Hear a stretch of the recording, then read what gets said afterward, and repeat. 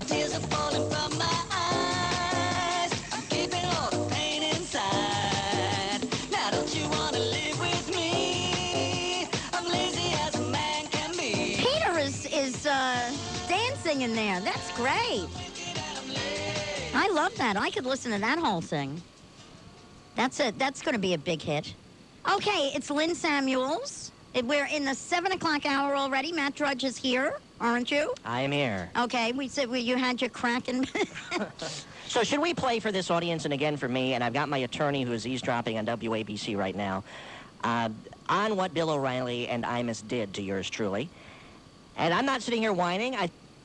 Should people go on the airwaves and accuse people of crimes and then instigate violence against them? And you be the judge. I mean, you could say, okay, they were joking like Alec Baldwin was joking against Henry Hyde when we should go down there during impeachment and rip his family or whatever he said. Malzberg, I'm sure, has that tape looped.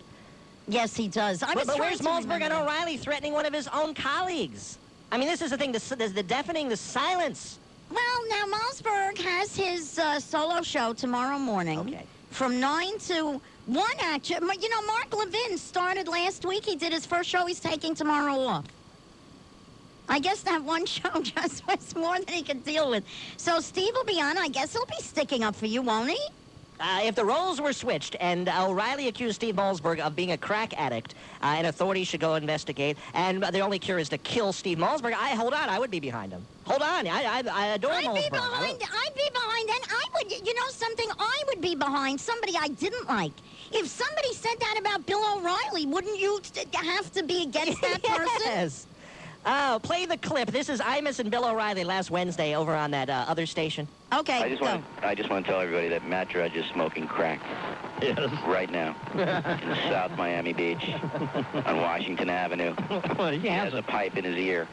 He has his own pathetic little radio program that runs Sunday night someplace on some nothing station. And I he guess, smokes crack all during that program. and I guess he's... And the authorities should know it. He's probably upset with it. Clearly upset with it. Yeah, it's a tragic situation. But it's a disease, Mr. Imus. I know that, And believe there's me. no cure other than to kill Matt Drudge. Yeah, that oxygen's really working overtime there. I just can't get over that. Wow, So should I... 1-800-848-9222. People keep calling and hanging up. I don't know. Well, the question is, should I sue Bill O'Reilly, Imus, Joe Hollander, Westwood? And I'm perfectly willing to. I'll go for it.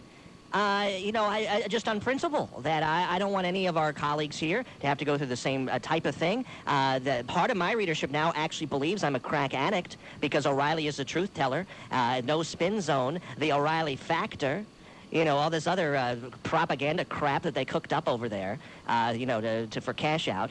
And I'm wondering, should I go forward on this? This went out over how many affiliates does Imus have? About 6? This is about six stations. Plus that air this. MSNBC, probably 30 or 40 people. And all of them are named Jerry Nachman, yes. I don't know. I'm wondering, since he accused me of smoking crack and authorities should know, and he says the only alternative is to kill Matt Drudge. And, yeah, I could say O'Reilly rapes women. You know, what kind of nonsense is this? I thought the same thing. I was saying maybe I should just come on the air and, you know, say, gee, Bill O'Reilly, you know, is having sex with a 14-year-old girl, even as we speak. Exactly. Because apparently you can... And you know, don't you know, Drudge, that if it was reversed, like if you and I had that same conversation now about him, that he'd be on the phone to his lawyer in 1 second. And the entire News Corp organization, from the New York Post down or up, would be all over the case. Meanwhile, they say nothing. They say nothing because, you know, it's bottom line and traded on the NASDAQ.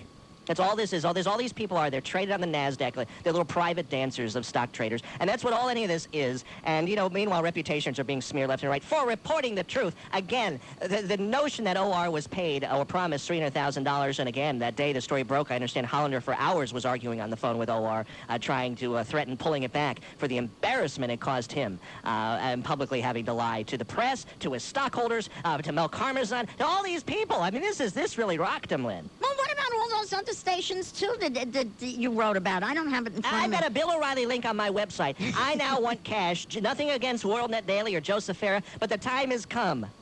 Newsmax takes cash for the links, don't they? All right, time has come. Do they? Oh, I don't know. It says buy your link. Well, you know. doesn't even Google, don't they take money to be, like, at the top? Like some advertisement? This is not the internet Everybody's I taking knew money 8 now. years ago, Lynn. The internet was so innocent and sweet, and now it's all, you know. Well, it's only going to get worse. You know, Adam Shapiro and Wade Araf have become internationally known for their work to end the Israeli occupation of the West Bank and the Gaza Strip.